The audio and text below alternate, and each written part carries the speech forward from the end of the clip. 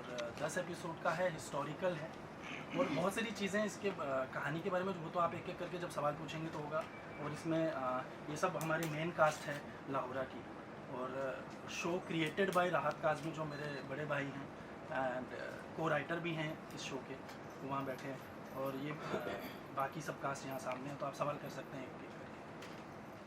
का जवाब है अच्छा प्रोजेक्ट है, मैं मानता हूँ, उसके बाद भी सवाल पूछना बनता है क्या? नहीं, आपके लिए क्या सूटेबल रहा? स्टोरी लाइन अच्छी है या you want to prove something? Story line बहुत अच्छी है। जो स्ट्रॉन्ग वुमेन का जो पोर्ट्रे किया है, जो बेसिकली जिनसे इन्होंने इंस्पायर किया हुआ है, वो उनके बारे में जब मैंने पढ़ा तो मुझे पता चला कि बहुत विमेन के लिए वो बहुत सारे ऐसे अच्छे क्या बोलते हैं, वुमेन राइट्स लेकर आई थी उनके लिए।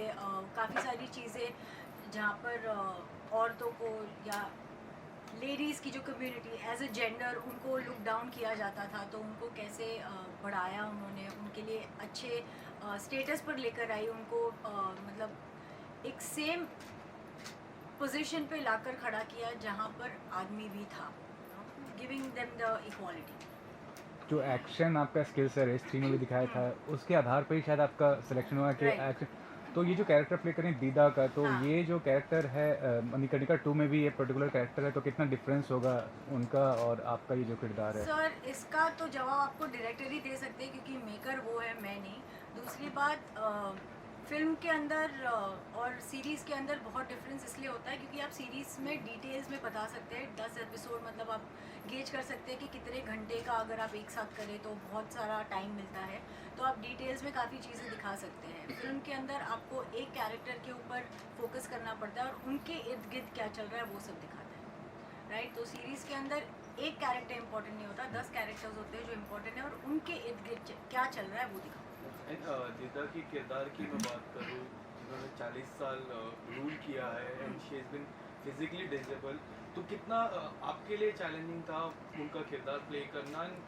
आपने इस किरदार को प्ले करने से No, you are getting it wrong. This is just the announcement. We are gonna get into the filming from next month. Yes. तो अभी तक मैं फिल्मिंग का एक्सपीरियंस नहीं बता सकती क्योंकि वो अगले महीने से स्टार्ट होने वाला है। Yes, बट आपने तो कुछ रिसर्च की रहेगी उस किरदार के बारे में, तो क्या लगता है कितना डिफिकल्ट या फिर कितना चैलेंजिंग आपके लिए? डेफिनेटली चैलेंजिंग होगा, स्पेशली जो वॉरियर पार्ट था उनका, वो जो तो जो हिसाब से उनको वॉर्स में जाती थी, फाइट करती थी, तलवारबाजी है, घुड़सवारी है, बहुत सारी चीज़ें हैं क्योंकि वो टाइम पे ऑब्वियसली हमारे पास टेक्नोलॉजी नहीं थी। So there lot of things which take you back to the ancient roots which you have to learn. और हम सब मिलेनियम बेबीज़ हैं, हमको टेक्नोलॉजी के बिना चलता नहीं है। सो हाँ, प्रैक्टिस बहुत लगने वाली है। मेकर्स से सवाल मेरा रहेगा, there are other cast also, can you just tell us something about the cast and introduction? हाँ, तो हमारा पहले तो मैं ये क्लियर करना चाहूँगा कि क्वीन दीदा ही एग्जैक्ट कैरेक्टर नहीं है, हम इंस्पायर्ड बाय क्वीन दीदा हैं।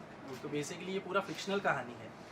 और इस सिल्क रूट के बारे में आप लोगों ने पढ़ा, हम सब ने पढ़ा होगा, बचपन से देखा होगा। तो सिल्क रूट जो था अकेला रास्ता था, 14th सेंचुरी पे बेस्ड है ये कहानी, जो पूरा वर्ल्ड का ट्रेड होता था, बिजनेस होता था। तो अभी तक क्या है, हम जितने भी हिस्टोरिकल देखते हैं सब्जेक्ट्स, तो कहीं ना कहीं पर्सनल वॉर और उन चीज़ों के ऊपर ज़्यादा बेस्ड होता है। बट अभी ये बिज़नेस के ऊपर है। आपने राजनीति देखी होगी, तो राजनीति के अंदर आपने जो सब चीज़ें देखी हैं उसी तरह की राजनीति यहाँ पे भी होने वाली है। बट वो उस ज़माने में कैसे होती थी वो उसके ऊपर है। एंड उस टाइम पे बिज़नेस सिल्क रूट के थ्रू कैसे होता था, वो जो एक रास्ता था जहाँ जो रशिया से स्टार्ट होकर अरब कंट्रीज से होते हुए, काबुल कंधार से होते हुए इंडिया के अंदर पहुँचने का रास्ता, and India and then China. तो इंडिया और चाइना, इंडिया की वैल्यू उस टाइम पे बहुत ज़्यादा थी, बहुत रिच था इंडिया उस टाइम पे, डॉलर से बहुत ज़्यादा वैल्यू करता था इंडिया। तो हर किसी को यहाँ बिजनेस करना था, ट्रेड करना था। देन तो ये उसके बारे में है। जो कैरेक्टर्स हैं, राजनंदिनी का जो कैरेक्टर है वो डेजी शाह प्ले कर रही हैं। उसके बाद जो बड़ी रानी है, जो फर्स्ट वाइफ ऑफ खेमगुप्ता, जो राजा की जो पहली वाइफ है, वो सारा कर रही हैं प्ले, जो गजाला नाम है उस कैरेक्टर का। वो एक मुस्लिम क्वीन है और ये राजपूत हैं। एंड आगे की स्टोरी में कैसे दो फीमेल्स एंड देन आगे और भी बहुत सारी फीमेल्स को इनकरेज करती हैं। जैसे राजा की छोटी बहन है जो लड़ना चाहती है और वो अच्छी फाइटर भी है, बट उसको कभी मौका नहीं मिला क्योंकि फीमेल्स को हमेशा पीछे रखा जाता था। बट एट लास्ट जब बहुत बड़ा प्रॉब्लम आता है तो सब लोग वॉरियर बन के निकलते हैं और उसमें फीमेल्स कितना स्ट्रांगली आगे आती हैं। एंड एक तरफ पठान फौज और एक तरफ राजपूताना फौज। तो ये दो फौज मिल के, ये धर्म की लड़ाई भी नहीं है, ये अपने देश की और अपनी सेल्फ रिस्पेक्ट एंड अपने राइट्स की लड़ाई है।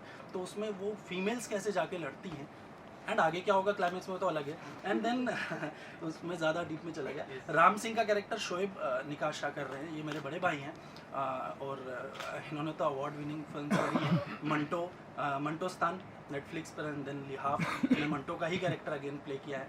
तो वो आप इनसे सवाल पूछ सकते हैं कि इनको कैसा लग रहा है इतनी रियलिस्टिक और अवार्ड विनिंग फिल्म्स करने के बाद आज इस तरह का सब्जेक्ट है। ये मेरी तरफ से सवाल होगा शोएब से।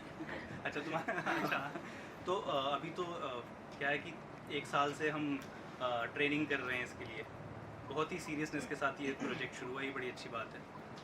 ऐसा नहीं था कि सिर्फ आउट एंड आउट एक्शन बनाना है तो कुछ एक कहानी और मसाला और एक्शन कर देते हैं। बहुत सारी रिसर्च हुई और बहुत सारी ट्रेनिंग हो रही है। हम सबको सुबह 4-5 बजे उठा के ये लोग 3-4 घंटे जो है वो स्पॉट फाइटिंग और तलवारबाजी सब सिखाते हैं। और मुझे बहुत अच्छा लग रहा है क्योंकि डेफिनेटली एक वॉरियर का कैरेक्टर पहली बार मैं कर रहा हूँ। मैंने पहले हिस्टोरिकल फिल्म्स की हैं, मैंने मंटोस्तान की है, मैंने लिहाफ की है, एक और फिल्म मेरी आने वाली है कंट्री ऑफ ब्लाइंड, वो भी काइंड ऑफ हिस्टोरिकल। बट ये पहली फिल्म है जो out and out action, entertaining और उसके साथ रिसर्च है बहुत सारी। जैसे कि सिल्क रूट की बात इन्होंने ऑलरेडी कर दी कि वो कितना इम्पोर्टेंट मेरे लिए मुझे जो सबसे इंस्पायरिंग और बड़ा ग्रिपिंग लगा था वो सिल्क रूट लगा था कि एक ही रास्ता था जो हिंदुस्तान के अंदर आता था और वो लाहौरा से होकर गुजरता था तो ही हिंदुस्तान में पहुंचता था। और लाहौरा एक छोटा सा राज्य था और किस तरह से वो वर्ल्ड फेमस हुआ बाद में, कितनी बड़ी लड़ाइयाँ उसने लड़ी अपने राइट्स के लिए। तो आई थिंक बड़ा ही इंस्पायरिंग है। अभी तक की जर्नी जो है वो कमाल की चल रही है और बहुत एक्साइटेड है आगे जाने के लिए और इस तरह का out and out action with lot of research ये करने के। मैं दूसरों को भी इंट्रोड्यूस कर देता हूँ। तो वहाँ अर्जुन मनास हैं जो दाढ़ी भी बढ़ा रहे हैं इस कैरेक्टर के लिए काफ़ी देर से। तो अर्जुन भी अपना एक्सपीरियंस शेयर कर सकते हो तुम्हारा इस कैरेक्टर के बारे में, चित्रकार का जो कैरेक्टर है वनराज। हाँ, ये जो कैरेक्टर मैं प्ले कर रहा हूँ इसमें वनराज चौहान का एक राजपूत कैरेक्टर है और ये राजा का जो खेम पिताजी हैं उनका सतीला भाई है और he is fond of painting, एक चित्रकार भी है, बहुत अच्छा पेंटिंग्स बनाता है डिफरेंट तरह की। एंड इस कैरेक्टर का रेफरेंस मैं कह सकता हूँ कि शकुनी जैसा था उस तरह का कैरेक्टर है, एक लोमड़ी की तरह तेज चालाक और it's a grey character, grey shade character, तो द बैड एज गाय जो आप कह सकते हैं। तो बहुत ही शेड्स डिफरेंट प्ले करने को मुझे इसमें मिल रही है और कहीं ना कहीं इस कैरेक्टर के साथ सिंपैथी भी जुड़ी है क्योंकि इसके साथ कुछ ऐसा गलत हुआ है। एक तो उसको स्टेटस नहीं मिला क्योंकि ये सौतेला भाई है और है तो लेकिन रॉयल फैमिली से ही बिलोंग करता है और इसको कहीं ना कहीं वो ग्रजेस उसके दिल में हमेशा से रही है कि इसको वो ओहदा नहीं मिला उस राज्य में, इसको एक सेक्रेटेड प्लेस में वो रहता है ऑल टाइम। इसको एक सज़ा मिली थी, कुछ गलत किया था जिसका इसको दंड मिला था, जिसकी वजह से इसका आधा चेहरा जला दिया गया था और वो उसको अंदर ही अंदर वो चीज़ उसको खाते रहती है और उसको रिवेंज लेना है उस चीज़ का। और at the same time throne के ये भी इज़ लाइक वेरी ईगर कि मुझे थ्रोन भी चाहिए। तो बहुत ही इंटरेस्टिंग कैरेक्टर है। और एंड मैं चाहता हूँ कि सारा जो गजाला का कैरेक्टर है ये भी अपने कैरेक्टर के बारे में थोड़ा बताएं। हमने पिछले कई दिनों में कई बार डिस्कस किया है, दूसरे शूट पे भी हमने बहुत बार डिस्कस किया इस प्रोजेक्ट को लेकर। So, गजाला का जो कैरेक्टर है it's of course going to be with full of emotions क्योंकि वो अपने साथ साथ राजा की दूसरी बीवी को भी एक्सेप्ट करती है। उसके बाद उसके साथ क्या ऐसे सर्कमस्टेंसेस होते हैं, क्या सिचुएशंस होती हैं वो आप सीरीज़ में देखेंगे। I don't want to open up the entire story, जिसकी वजह से वो थ्रोन पे नहीं बैठ सकती है और फिर साथ में मिल के कैसे दोनों वाइफ्स और भी जो कैरेक्टर्स हैं हमारे इम्पोर्टेंट वो सब मिल के किस तरह से लड़ते हैं और इसका एक हाथ पैरालाइज्ड होता है। उसके बावजूद जब फाइट आप देखेंगे वो ऑफकोर्स हम ट्रेन होंगे इसके लिए अच्छे से और आपको दिखा सकेंगे और बेहतर बता पाएंगे। तो आई थिंक सबसे अच्छी बात मुझे इस प्रोजेक्ट की ये लगी कि इसमें कोई भी ज़्यादातर जितना मुझे अभी तक पता है, आई थिंक मैं सही हूँ कि कोई भी बॉडी डबल यूज़ नहीं होगा। हाँ, पूरा का पूरा एक्शन रियल होगा, सारा एक्शन जिस कैरेक्टर को करना है वही करेगा और उसके लिए वो प्रॉपर ट्रेनिंग ले रहा है और ये बड़ी कमाल की बात है। हाँ, क्योंकि इसके लिए पहले भी बहुत ट्रेनिंग ली गई है। अभी कुछ लोग यहाँ पे नहीं है, मीर सरवर जी हैं जिनके पाँव में भी लग गई थी इसकी ट्रेनिंग करते करते, वो अभी अपने शूट पे हैं। तो ये फैक्ट है कि बॉडी डबल का ना के बराबर कोशिश की जा रही है कि ना के बराबर यूज़ हो, बट एक्शन ग्राउंड लेवल का एक्शन जिस तरह का आप 300 या इस तरह की फिल्म्स में देखा है बिल्कुल रियलिस्टिक भी लगेगा बट बहुत अपीलिंग भी लगेगा। तो उस तरह के एक्शन को क्रिएट करने की कोशिश की जा रही है एंड इंशाल्लाह वो होगा। एंड अदर कैरेक्टर्स को मैं जस्ट इंट्रोड्यूस कर देता हूँ। जैसे अभिनय जो हैं ये जो अफ़गानी हैं उनके ख़ास हैं और उनका कैरेक्टर है। उसके बाद मीर सरवर जी जो हमारे शेर शाह अफ़गानी का कैरेक्टर प्ले कर रहे हैं जो नेगेटिव में, उनके साथ रज़ा मुराद हैं जो उनके एडवाइज़र का कैरेक्टर है, और ये उनके बेटे का कैरेक्टर प्ले कर रहे हैं मसूद अफ़गानी जो काफ़ी साइको है बेसिकली। एंड आरती जो है ये आरती हैं, ये मैंने पहले भी जैसे बताया खेम गुप्ता जो हमारे राजा हैं उनकी छोटी बहन एंड उनके छोटे भाई अभिमन्यु गुप्ता, और उसके आगे जो है मोना वो अघोरी का कैरेक्टर प्ले कर रही है जी।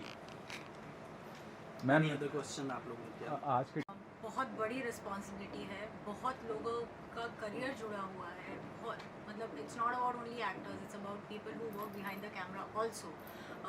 तो ये जो भूमिका है, जो रिस्पॉन्सिबिलिटी है उसको निभाना सबसे पहले कर पाऊँगी नहीं कर पाऊँगी वो एक क्वेश्चन होता है, ठीक है। And then we have the entire team who is there to back you up, okay नहीं you do it, we are there, you know. तो ऐसे जैसे आपके दो सवाल था एक्चुअली, आई मीन एक में पर डिवाइडेड दो थे। विमेन ओरिएंटेड सब्जेक्ट्स आ रहे OTT पे जो कि बहुत अच्छी बात है। बहुत ऐसी स्टोरीज थी जो विमेन पॉइंट ऑफ व्यू से नहीं देखते थे हम, अभी देखने को मिल रही है। जो पर्सपेक्टिव है वो थोड़ा वाइडन अप हो जाता है, लोग जो है वो और ज़्यादा एक्सेप्टिंग हो जाते हैं हर चीज़ को लेकर, और सिंपैथी भी कहीं ना कहीं बिल्डअप होती है इसके अंदर, क्योंकि coming from wherever we have come from, like हमारी हिस्ट्री भी देख ले तो यू नो वहाँ देखा जाता है कि नहीं लड़कियाँ जो है वो घर में काम करने के लिए, शादी करने के लिए, बस इसी के लिए। But because women have started stepping out, और ये जो विमेन ओरिएंटेड फिल्म्स है वो उसी को ही बैक कर रही है, that know what ever man do women can do exactly the same और इवन बेटर।